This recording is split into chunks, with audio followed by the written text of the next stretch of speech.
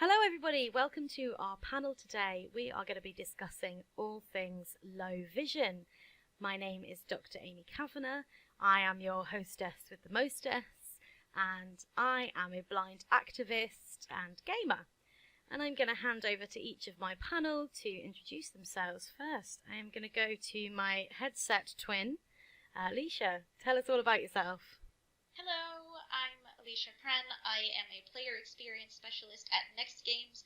I'm also the lead of Next Games Diversity, Inclusion, and Belonging Group, and a board member of We in Games Finland, which advocates for more diversity and inclusion in the Finnish game industry. And I forgot to mention before, I'm also a radio host, but that is totally unrelated, but hopefully that shows when I'm speaking. Excellent. We love it. You're going to be really good at the sound bites. James, tell us about you. Hi there, my name is James Kyle. I work with RNIB based in Scotland. VI gaming wise, I work with the RNIB's VI gaming groups, helping to start the first one in Scotland and Northern Ireland, and then get the rest of them set up across the UK in sort of collaboration with my colleagues across the country. And yes, that's me. That's you. Matthew. Hi everyone, I'm Matthew.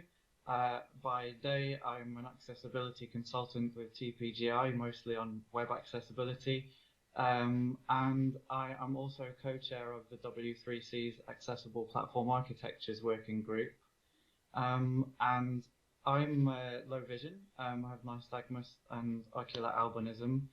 Gaming-wise, quite eclectic, ranged from sort of ancient first-person shooters to casual mobile games and a couple of console bits in between. Great, thank you so much. So the first thing I wanted to talk about was actually, what do we mean by low vision? Because I think it's a bit of a mysterious term, and it can also be a bit controversial sometimes within the sight loss community, although I always say I didn't have anything to lose, it wasn't there in the first place. But experiences and conditions and all these things vary. So kind of what does low vision mean to you? I'm going to ask James, given that he probably has a good definition from the RNIB, maybe. No,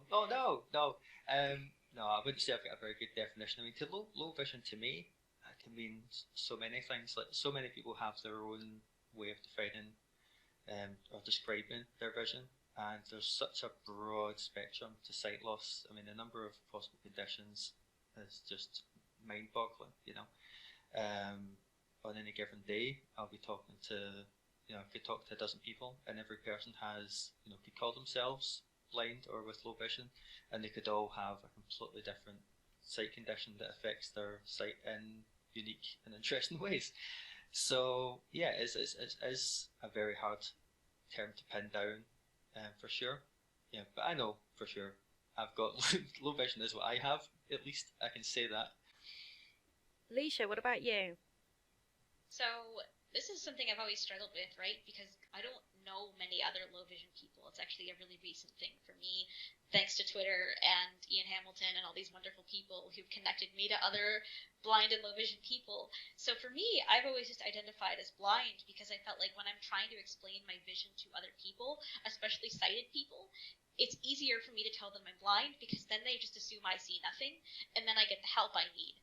Rather than me try to explain, okay, so according to the Finnish government, I'm 90% disabled, but they say I have 2% of normal vision, and I have these cataracts, and then, I feel like the director's cut of everything I have wrong with my eyes is just to say that I can't see. And then, usually that gets the point across, and then, in social situations where I need help, I need a lot of help, for example, outside and in unknown places and stuff, and if I just say, hey, I'm blind, then it's much easier. But I definitely understand that there is a lot of controversy there, and that word also causes misunderstandings, right? Because then I get the age-old question of, if you're blind, how do you play video games, and how do you do this? And then it's like, okay, yeah. So I feel like no matter what I say, it's never going to accurately describe my experience and what I see, right? So it's always a challenge. Yeah, and I think that's a really important point, as both of you said, it's that diversity of experience. And, technically, blind does encompass the spectrum of all different low vision conditions, visual impairments, and blindness. For me, I think a good way for our audience to think about low vision is that it is a visual impairment that cannot be fully corrected. So, a lot of us here are wearing glasses, but even with these bad boys on, I am not allowed to get behind the wheel of a car. Like, that is a hard no from the UK government. So we might have degrees of residual vision. We might be able to see colours, shapes, print, but also those experiences might vary on a daily basis for the individual as well as person to person. And I know, like, Matt and I have a similar condition, so that's something that I don't know if you can speak to at all, Matthew. Yes, it does vary, and I think context, as has been discussed, is so important. It varies a lot over time. It varies depending on what situation you're in, and if you do meet someone in the street and you need help, for example, saying I'm blind might get the message across to them more accurately, more concisely, more understandably. Definitely very variable. I think there's a statistic. I'm pretty sure this was accurate at one point, but about, is it 4% of people who are registered blind actually can't see a thing? Others can see light, dark, things like that, as you said, Amy. So yeah, it is definitely a spectrum, and it does vary. And if I'm out of my usual comfort zone, it's quite different than when I'm in my computer cave, So, Yes, yeah. Absolutely. So thinking about our computer caves, what changes in games, in game design, and gaming experiences have benefited us as low vision players? What things have made that gaming experience for us better in the last few years? Who's got a favourite thing that they want to absolutely talk about immediately right now? I have a cop-out. Sure. My cop-out is that I'm just happy we're discussing accessibility in general. Yeah. Because it's a word I didn't even know until like 5 or 6 years ago. I just thought finding workarounds for playing games was finding workarounds for playing games. Yeah. So my favorite innovation is that accessibility has gone from this bad no-no word that sometimes get brought up where you'd say it and people would groan, to something that we could have an entire conference dedicated to. So that's my favorite thing. I'm in trouble because I was going to say something basically the same thing. Yeah. One of the biggest advancements, I think, was when, for the community, is when the Game Awards started recognizing accessibility. That is when you know that something's changing. There are definitely technical things that are possible now that weren't before. I mean, at the start, from a visual perspective, things were really pixely and chunky, and I didn't have a problem necessarily. And then there was a middle period where everything was super detailed, and I struggled. But now we've got the ability we can do variable text size. Sometimes we do it, and we can do haptics, and we can do other stuff to fill in the blanks. So yeah, there's been a lot of technical advances. I think we'll probably talk about those going in the rest of the discussion, but the big ones definitely awareness and eagerness as well. I mean, there was a talk at this conference last year about accessibility in like a roguelike bullet hell shooter called Scourgebringer, and I never imagined I would even think about playing a game like that, and but they put stuff in there to make it work. So yeah. Yeah, I think it's a really interesting point you make, actually, and a lot of us, we're of a certain generation where we probably did start out a lot of our gaming with those kind of pixely things, and they were more accessible to us because it was like, oh yes, the big chunky character in the big chunky landscape that I could see very clearly, and then and I think that's probably for myself why I dropped out of gaming, because suddenly I was like, ugh, they've made it all detailed and stuff. How dare they? I feel that so deeply. Like when you said before we jumped on the call that you kind of dropped out for a bit, like me too, and it was exactly that. When we went from Super Mario 64 to everything needing to be beautifully artistic, like don't get me wrong, art is wonderful, and I'm so happy that we have these gorgeous pieces of art that some games are, but from an accessibility standpoint, I just can't play them. It's like having a painting. It's like, it's cool, but I can't work with it. So Yeah, what? it's almost. Oh, so- sorry, Amy. You go for it, James. I was just going to say it's almost like the advances in technology has just allowed them to make smaller and smaller text on the screen, which Yeah. doesn't do me any favors. Yeah. So if we think about it, those beautiful paintings, like, what makes the painting better? Like, what makes it playable for us? Can we list off some features, some things we love to see or kind of see? Well, I like the higher contrast modes, you know, Mm. or just any kind of sort of shader options where I can make things that are important to me, or that I'm supposed to interact with, just like stand out, pop that little bit more, because if the colors are too similar, or if things don't have clear enough outlines, or like maybe like rim shading on a model or something like that, then I'm probably going to struggle with it. I'll not notice it. Yeah. I might find it eventually, but it'll take me a lot longer. Whereas just having some thought about the design of it. I mean, it's one of my favorite games over the past sort of 5-10 years has been the Deus Ex games, and in a lot of games like that, they tend to, well, especially the Deus Ex games, because your character is, a bit of a cyborg man.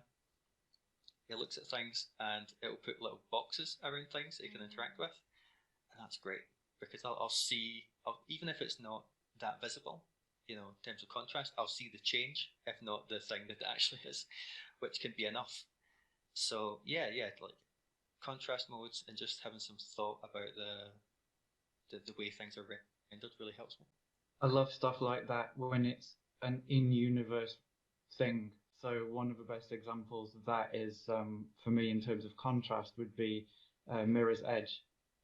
It's very aesthetically like high contrast and bright and colourful, but anything that's red is where you're supposed to go. So as long as you can get that distinction, and usually it's red on white, so it's quite high contrasty. Then you can follow where you're supposed to go. And the reason is because you're a runner. This is your job. This is your intuition. It's a manifestation of your intuition. So there's this cool and universe way of doing it. Same thing with like rally games and stuff where you have help with directions coming up, and it's totally believable because that's what happens in real life. Yeah, I love those inbuilt things that accidentally end up being accessible. So my example is A Plague Tale, where they had loads of light puzzles. Like, a lot of the gameplay was about you had to direct this light in certain paths to get, through the scary monster plague rats. And I loved that because it was so high contrast. You were looking for light on the screen, you were creating paths with light, you had to go and find fires and torches. And that was not designed as an accessibility feature at all, but I loved it because it did exactly what James is talking about contrast, about outlines, about picking something out in an environment. What kind of features do you appreciate, Nisha, with that kind of accessibility in mind? Contrast. Yeah. Exactly that. Contrast, and of course anytime there's like voiceovers in a game, it's really helpful. Anytime, you have the option to not read a wall of text, but there's actually someone narrating what's happening, if there's a story kind of mode or a cutscene, it's super helpful for me. I love kind of like audio heavy games in that sense, because then I get to enjoy the story without having to, be uncomfortable or take a picture of the TV screen and then zoom in on the picture to read the text or something crazy like that. I've done that, yeah. Yeah, I've done that. Yeah, I do that all the time. I hate it. I was playing Horizon Forbidden West the other day on stream, and what I was having to do, because I also have like a lot of low vision viewers, and they have this really frustrating mix between some of the collectibles and the lore isn't like an audio clip, but some of it is just a wall of text where it's like an email or something. And so what I was doing was I was snapping it with Microsoft Seeing AI and then listening to it like up to my mic so that we could all hear what was being said. That's amazing. And it's great, and like that's a great idea, but also they could just do that. Like synthetic voice, AI that voice for a collectible. My phone can do it. Why can't, like, having that in the game? It just feels like I'm having to do a workaround, and that can feel a bit frustrating. No, it's so true, and like the amount of space that would take up digitally to have those little audio clips is like, it's so minuscule. Like, it wouldn't even make the file size that much bigger or anything. Like, there's no reason not to do it. Yeah. How about other features that we've really enjoyed or have seen being kind of maybe a bit more standard or a bit more commonplace? Is there anything that you've noticed in game design that you're like, oh, everyone seems to be doing that now, it's great? There's a couple that spring to mind for me. One of them in particular is quite ancient, and one of them started a while ago, but I think it's been kind of adopted as a standard. I remember a platform game called Braid that was it's a lovely, beautiful platform game, but it had this mechanic of rewinding time if you made a mistake, and you had to use that mechanic, and it did become part of the game. But it was really nice because if you made a mistake, you just go back. It was very handy. And then another one is how you'll hear a different sound if it's a first-person shooter. Common in arena shooters, like you'll hear a different sound if you're hitting an enemy versus one of your teammates. That's quite helpful. It just reinforces what you're seeing on the screen. And then another thing about talking about edge detection, and I totally agree that highlights and high contrast is super helpful. But in cases where they want to go for a more subdued artistic look, and there's some platform games we've played recently where having really high resolution haptic feedback helps you detect those edges and makes you realize it's not part of a decoration, it's actually an edge or an obstacle or something. So it gives you that cue through a different means, and that's really helpful as well.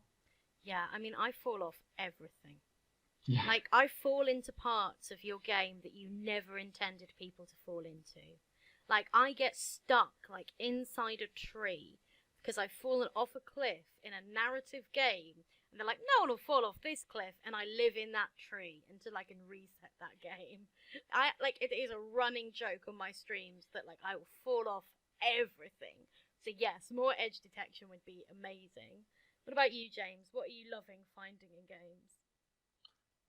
Just any option that lets me scale up the UI. Mm-hmm. Anything that just lets me make the text bigger. There's one. It's an old game now. I think Warframe, sort of free to play, sort of cyborg ninja jumpy choppy game.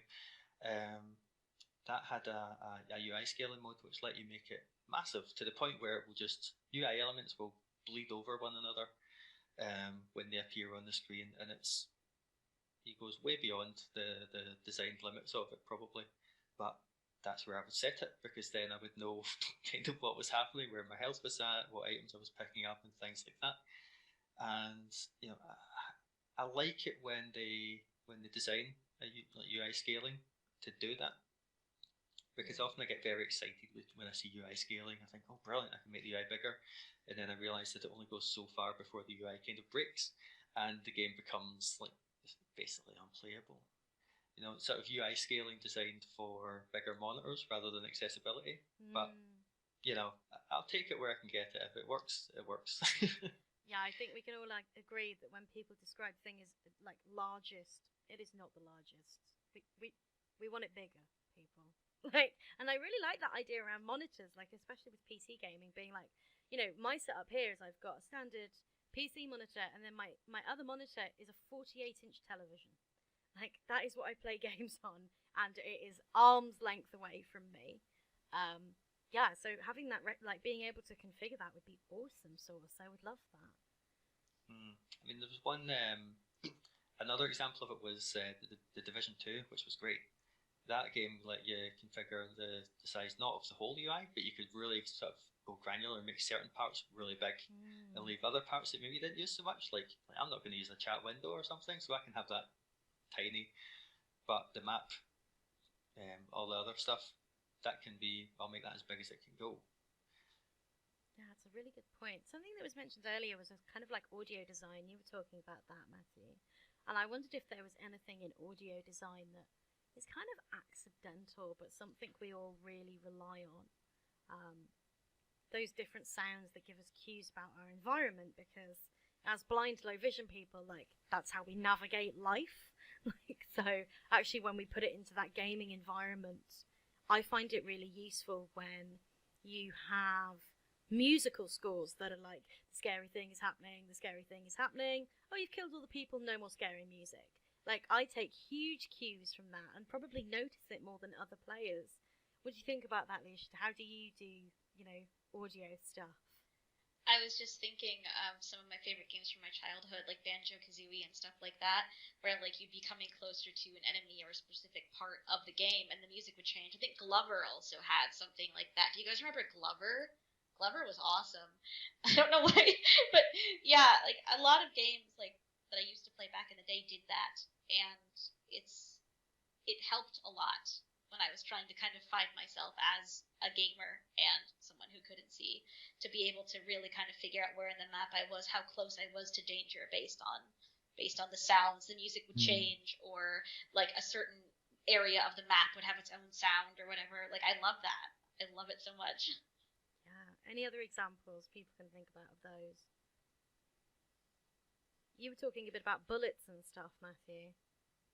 Yeah, I mean, I was thinking Unreal had that dynamic music as well, and I think it's a thing that's generally been fairly well adopted. And the cues it gives you, as you were saying, Amy, and Lisa, is very useful. Yeah, the sound of hitting your teammates versus enemies, that's useful. I think another thing that technology has enabled games to do is have more varied sounds. So, I mean, some first-person shooters, very early ones, they would actually use the same sounds for different enemies, or at least some of the same sounds. So you wouldn't be able to tell them apart just by their sound. But nowadays, you can do that a lot more easily. So that's a help, definitely. Yeah, I love a chatty NPC, Yeah. And they're just chatting away, being like, hello, I am the farmer, and I am stood here being a farmer, talking about farmer things. Come and talk to me about I love that. And I know people probably think it's really cluttered, and like, I love it when they're chatting away to themselves. What about you, James? What kind of audio stuff do you love? Oh, well, probably the most sort of I've got from audio in games recently is just the first person shooters. Put my headphones on and sort of camp around listening for footsteps. I used to play a lot of Titanfall 2 when it came out. Probably the first first person shooter online sort of multiplayer that I ever really got into, and a lot of that was because I just got good headphones. I could sit with my stealth suit on and my shotgun and hide. Gather a point, and when I would hear people coming, I'd be able to pinpoint roughly the direction they were coming from, make myself invisible, wait for them. I'd see them before they saw me, which never happens in any multiplayer game. And then, blam, that's my point. I'd hold the point, our team would win, and I'd probably be top of the table on there because I'm capturing a point constantly. All very rewarding. I love it. I bet we're all really good stealth players as well, because we are patient. We will wait. We will find that accessible spot and hide and wait for you.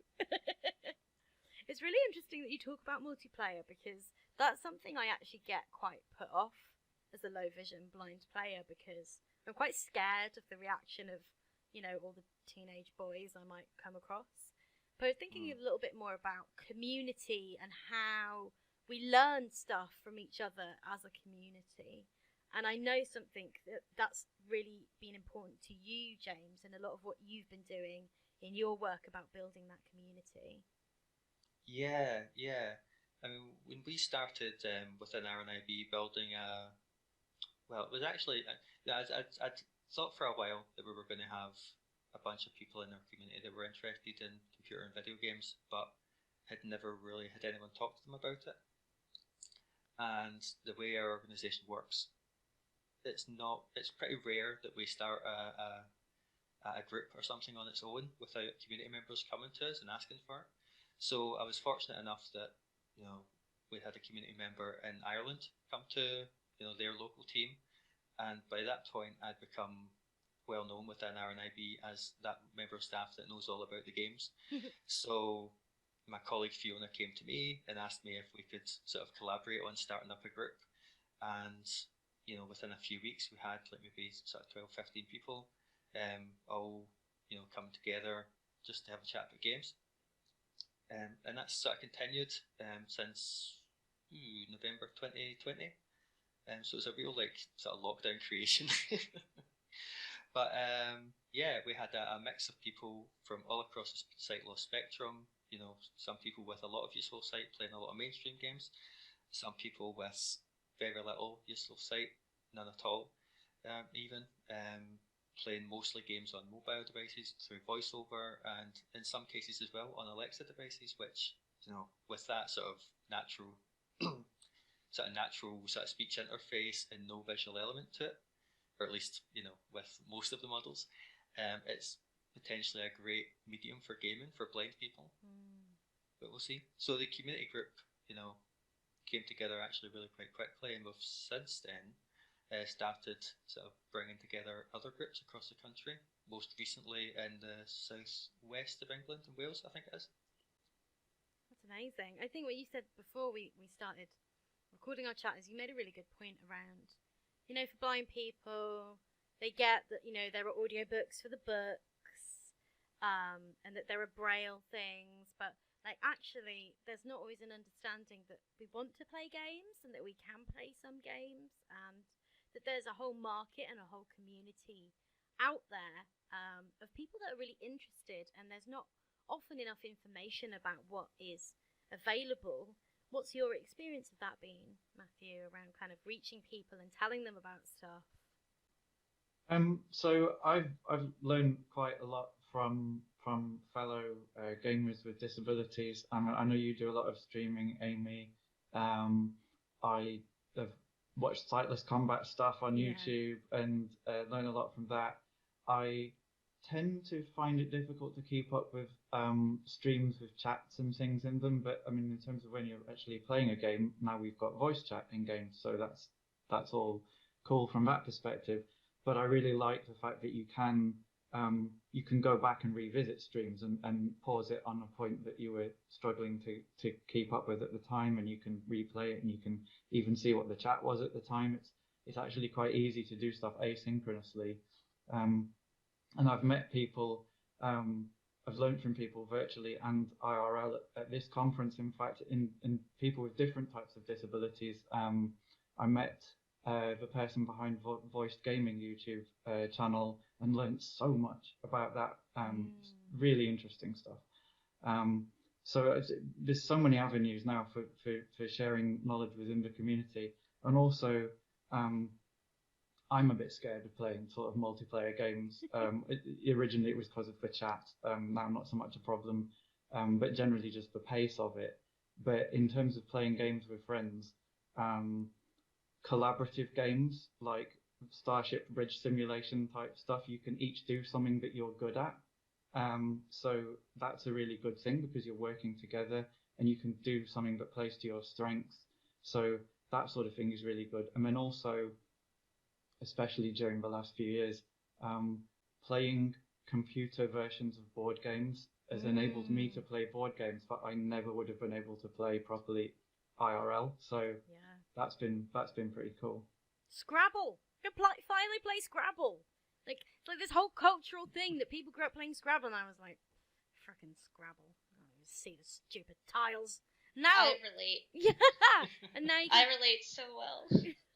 And now I can play it on a computer. I love that. I think it's a really great point you made, Matthew, about, you know, other people with disabilities that aren't vision related, and I completely agree.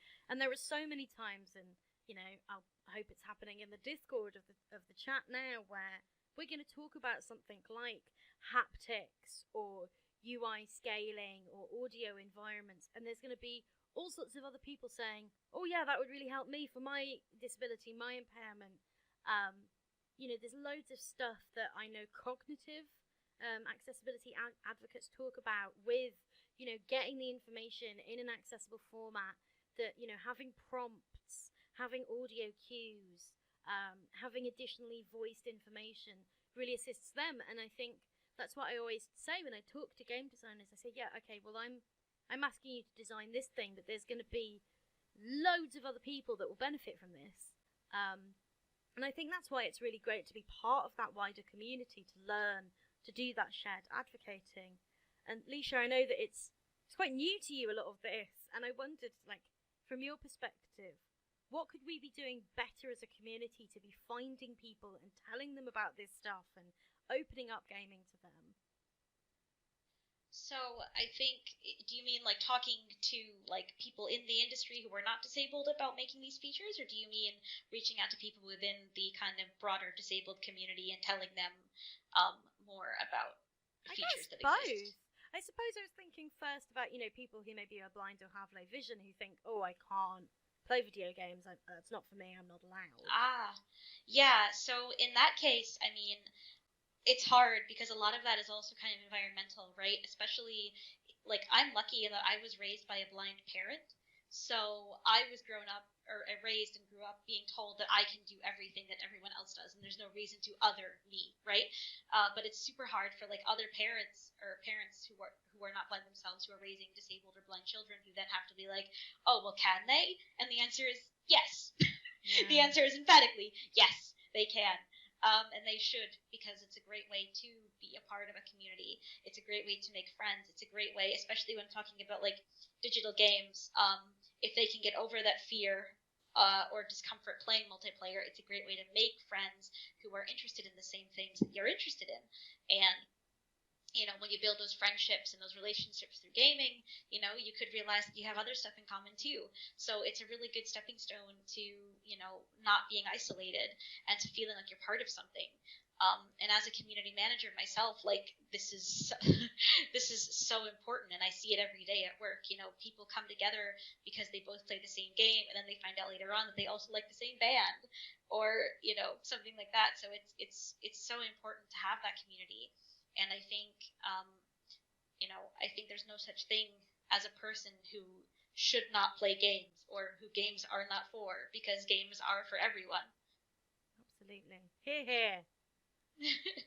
And it's interesting. I think you're talking about like how do we get that message to devs, but I'm quite excited that there are people here in this conversation who are working in that industry and are doing that work. And how did that happen? Like, how, if you're a low vision gamer, if you're really into gaming, I mean, first of all, you might have to come over these obstacles to like actually play games.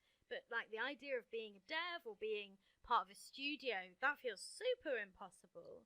So kind of what would your advice be around getting into that career path, or where are those opportunities? I'm going to ask you again, Leisha. Own it. Own it. Just own it. Just walk in and be like, yeah, I'm blind. My LinkedIn literally says I'm a cool blind person. And all of that is all facts. My Twitter says I'm a blind person out to ruin video games, which is also a fact. But my LinkedIn says I'm a cool blind person, because it's true. Like, I have nothing to hide. And they're going to find out anyway as soon as they meet me and I inadvertently walk into a glass door at the office, right? So, like, there's no reason to not be upfront about it.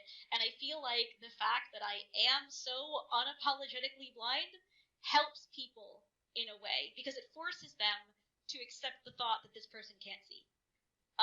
And then there's sort of no there's no room for ambiguity there, right? So I think it's just a matter of, as scary as it probably sounds, just walking in there and being like, yep, I can't see.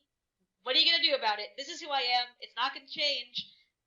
Glasses aren't going to help. Nothing's going to help. So, like, look at my CV. I'm clearly good at what I do. So what are we doing? Are we doing this or not? Like, I don't know. I'm living for that confidence. Matthew, I know you're doing kind of work around standards and, what can be done with platforms and stuff. I'd love to hear more about that and your kind of insider work. Yeah, so as I mentioned, I'm quite heavily involved with W3C work, and the working group that I'm in, we have a responsibility to make sure that the specifications and the things that W3C is making are accessible. And the great thing about W3C is, as an organization, it's so into inclusion, accessibility, internationalization, security, privacy, all those things. Like, they are huge concerns. We spend a lot of effort on them, and they're already things that people know that they need to do. They're kind of, the level of awareness is very high, but sometimes when they're developing, a particular group might be developing something, maybe it's to do with XR, maybe it's to do with anything to do with web content, basically. They might want a little bit more input on how to make it accessible, and that's where the group that I'm involved with comes in. And we work with the group who's developing the spec and help them understand maybe the use cases or the general techniques. And we've been doing some work on, for example, most topical to this conference is probably XR. So we've been looking at the use cases around accessibility for XR, and there's a document that covers user needs from an accessibility perspective in XR, but also media synchronization, so, subtitles, captions, real-time communications, all of these things are relevant for games. So hopefully those documents will be of use in giving you some pointers as to the sorts of things you need to consider when you want to make something accessible. Fantastic. So my experience is mainly from the kind of consultancy perspective. Like, I love to tell people that I get paid to play video games now. Like, I love being able to tell people that. It's like whenever I talk to people from my old workplace and they're like, how's the freelancing going? And I'm like, it's great. I get paid to play video games. But James, you've got a whole community of people that are really interested in, getting into gaming, giving their experiences. For people in the audience who are like, I feel like this is an untapped market for me or a resource that I need to involve people, like, what is the best way to reach people and to get them involved in being part of that design and development process? Well, I mean, our community groups are always open to any developers that want to speak with us. They wouldn't actually, that's happened before. Actually, we have had at least one major developer that I can't name, obviously, because that's how the games industry works. We sent some of or we didn't send them, the studio paid to have our community members travel across the UK to where they're based to provide feedback on some of the changes that they're maybe thinking about making to their future games, and that was very exciting. So there's that element of it. We've also got sort of specialists and blind gaming communities out there who are generally very sort of open to developers coming and speaking to them. And there's besides that as well, you may have you've obviously you get Twitter as well. You could always just ask on Twitter. There's plenty of us out there looking for these types of opportunities. Yeah, blind people love Twitter because it's words. I would say, of course, we're all available for a very reasonable consulting fee. But we do get paid. Yeah, and that's a really important point to make, is that we should get paid. Like, pay your disabled experts. Well, yeah, yes. I do agree. Yeah, because it is something that we would, we've had some very small developers, some individuals come to us, and we take the opportunities to our community members, and we see if they're up for it, they can go for it. We don't act as gatekeepers to it; we just act as a messenger. Which is important because we don't want to be a barrier to people getting involved with these things in any way at all. Absolutely. But certainly, pay us, because we're bringing expertise that's important to the success of your game, and you would do that for anybody in any other role in game development. Yeah. So why not us? Hear. And thinking about ongoing game development, what is the stuff in the future? What are the new trends? Is there anything we're excited about? Is there anything we're concerned about? Matthew, you were talking about XR there. That's a new trend. What do you think is in the future for kind of low vision gamers and that experience? I think the future is good. Just from our experience of how much interest there is from the people making the standards, making experiences with this medium. They want to know how to do it accessibly. There's a lot of discussion and research into how to do that. There's also a lot of research just generally, and I think we've touched upon this, is when you have information coming to you in multiple channels, multimodality, when it's done well, it reinforces. So things like high resolution haptics telling you where the edges are, that we can do stuff like that now that fills in the gaps and allows you maybe to have something that is also that's beautiful and accessible, and maybe also some perhaps slightly boring stuff like thinking of alternative content in the cases that you can't make something accessible, but also bear in mind that it's quite often possible to design it to be accessible. use color as well as shape, all these sorts of things. You can work that into the design of your game universe, and it can really work. And constraints bring about creativity, and I wouldn't necessarily say that accessibility is a constraint, but general design constraints can bring about some really creative outcomes. Oh, I love that. That's such a brilliant way of putting it. Thank you, Matthew. Leisha, what are you excited about in the future of gaming for low vision players? So this is sort of like a double-edged sword, because you said, what am I excited about and what am I concerned about? Sure. And it's the same. Yeah. I'm excited and concerned, talking about, making sure that people get paid for their work and for their time. Exactly this. So I remember I spoke last year at a conference on accessibility, and right after that, I actually got someone who was, I guess, sending out like mass LinkedIn spam messages to anyone who had accessibility in their profile, offering me accessibility consulting services. And they had like a company that only did it, and they were talking in the message about their low prices and how they can do this. And for me, that was instantly like a red flag about like, why are your prices low? Why are you doing low priced accessibility consulting? That should not be low priced. That should cost the same as if you were doing consulting for QA or consulting for IDFA or any other thing where you would need a consultant. So I'm excited about the fact that more and more people, especially, disabled people, are getting into accessibility consulting, being able to, find ways to support themselves, generate income, join the game industry and be part of it. But I'm concerned that people are taking advantage of our eagerness and our passion and maybe our lack of experience with, working life in general, for example, since a lot of us do struggle with chronic unemployment. I think that's a really good point, and I think, again, that's where community comes back in, isn't it? And actually building that community of support. I know I have lots of colleagues within the industry that we refer each other bits, and we bolster each other, and we say, oh, so-and-so was cheeky, they have to do it for free, and, like, we will talk about you if you ask us to do things for free, so beware. James, what are you excited about, or a little concerned about, or both, for the future of gaming? Well, there's two things. So I'll the first one is probably the conversations about difficulty levels in games that have been going on, and the sort of maybe the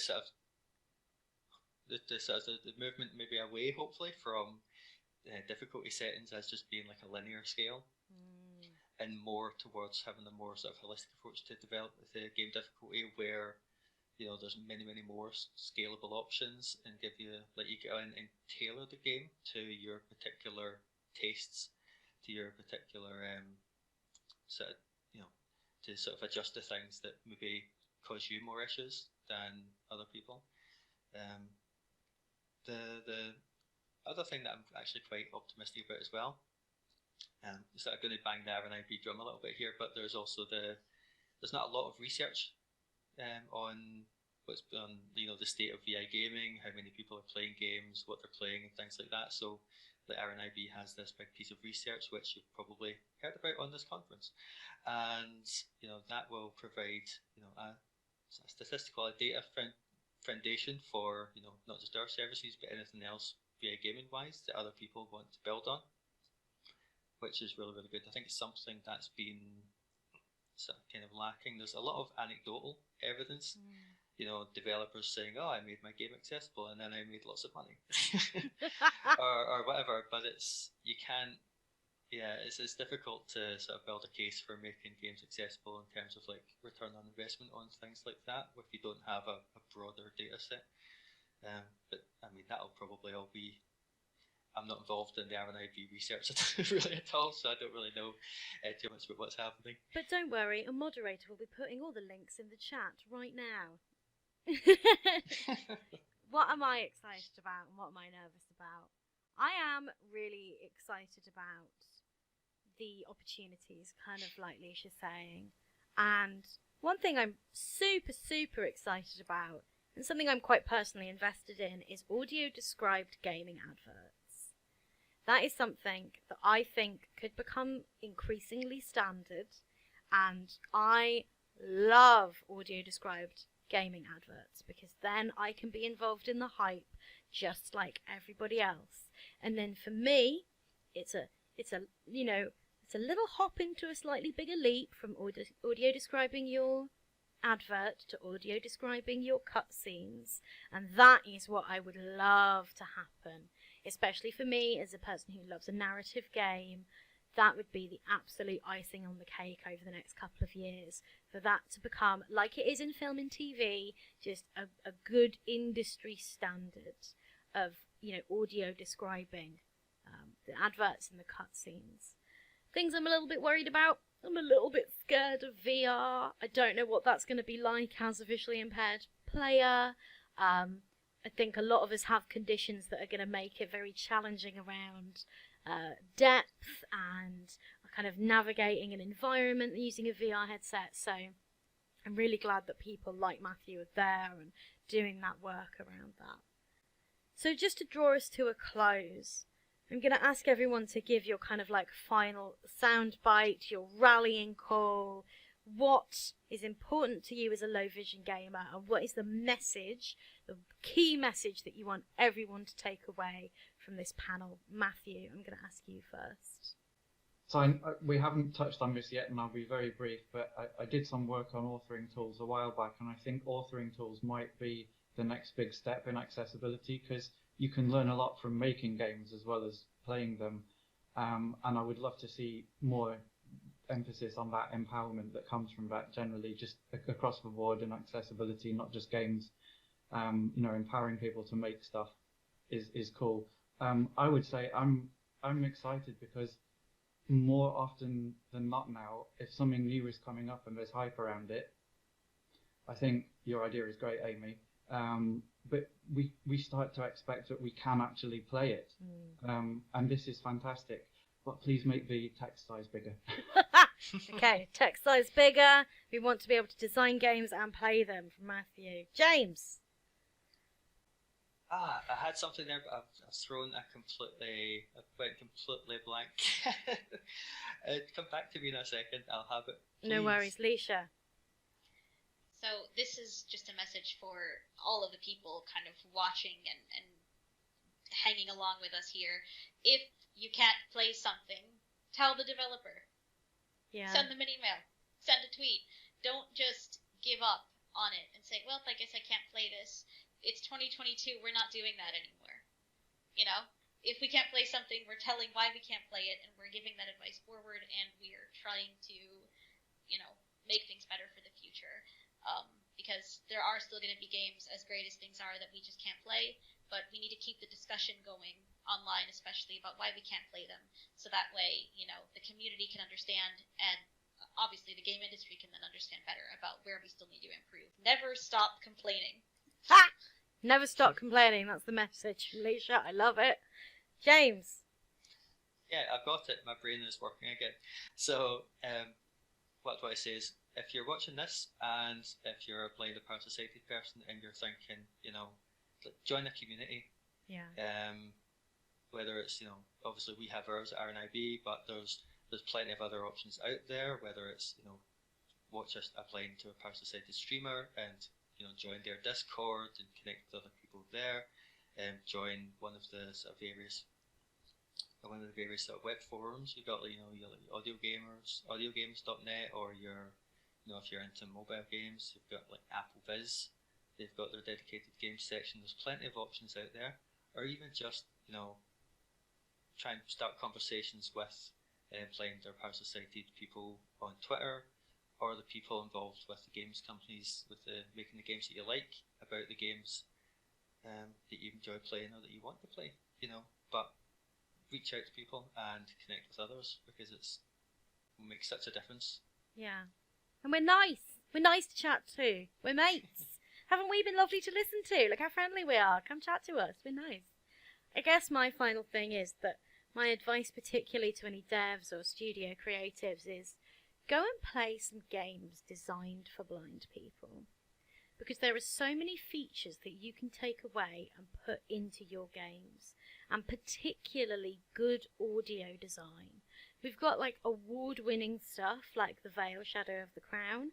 Go and play that game, as you will learn so much about good audio design that is completely transferable to your blockbuster or your indie or whatever. So play some games for blind people. It's going to be a great way to learn, as well as course we've said, like, listen to us and pay us. So thank you very much, everybody. I hope everyone's enjoyed our panel. So goodbye from me and goodbye from all the lovely panelists. And yeah, hopefully we'll be chatting away in the Discord. Thank you, everyone.